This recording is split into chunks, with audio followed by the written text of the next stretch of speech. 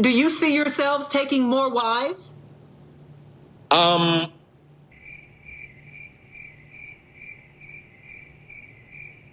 Whoop. Usman drops the bomb and Ed's honest commentary continues. you can't make this up. Show. Oh my God! Part 2 of Before the 90 Days Season 4 Tell-All answered a lot of our burning questions. And it also had us side-eyeing Tom. Did you ask Avery out on a date? Yes, she's an attractive woman. Tom, did you also ask Stephanie out? Yeah, but she's hot. I would like to go out with Steph. Welcome, my 90 Day fans, fam. It's Malicia here. Let's go ahead and get into the must-see moments from the tell-all. Now, coming in at number 1, Usman said that he is going to take on another wife if Lisa can't give him a child. Take a look. Do you see yourselves taking more wives?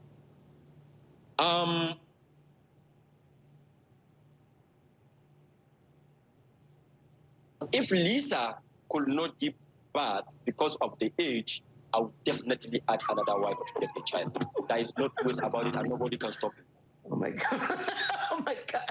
Ed was literally all of us in that moment. The chances of Usman taking on another wife is 99%. Women over 50 years old have a 1% chance of having a healthy natural conception. 1%. It happens, but it's very rare, and of course, science has evolved, but that's pretty expensive.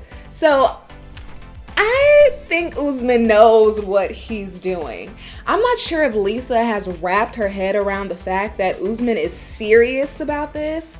And my next thought is, what is his new wife gonna do? I mean, to have to deal with Lisa? She's admitted that she's a lot. She's gonna run her away. It seems as if all Lisa is concerned about is being the first wife and how the marriage is viewed in America.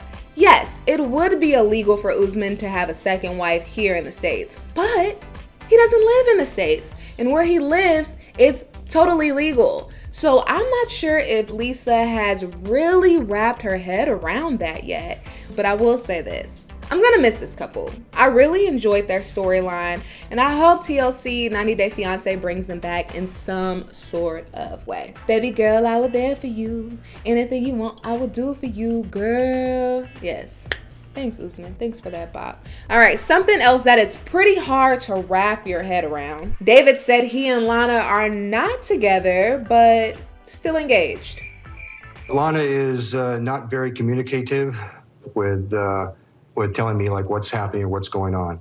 But you're engaged to her. Yes. I just want to talk to David.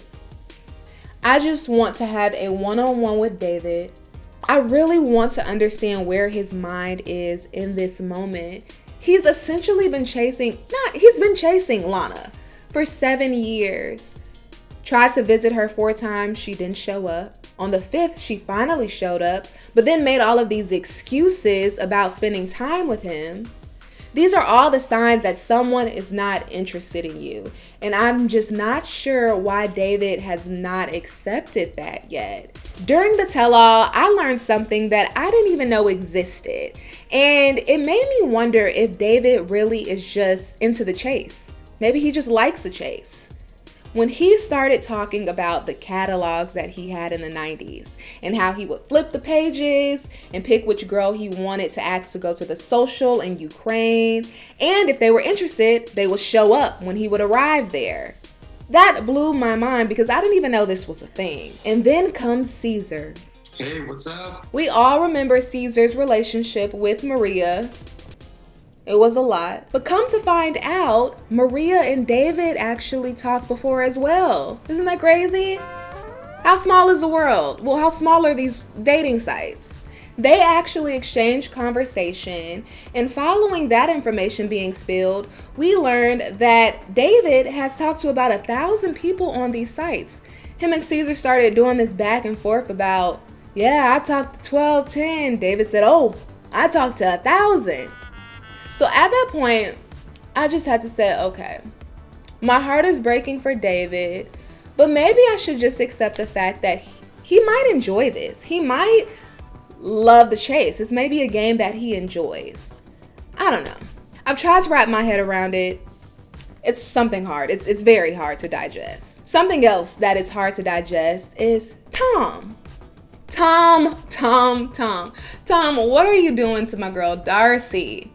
All right, so after claiming that he was just being pleasant by asking Avery to go out on a date, Tom reveals who he really wants to take to dinner.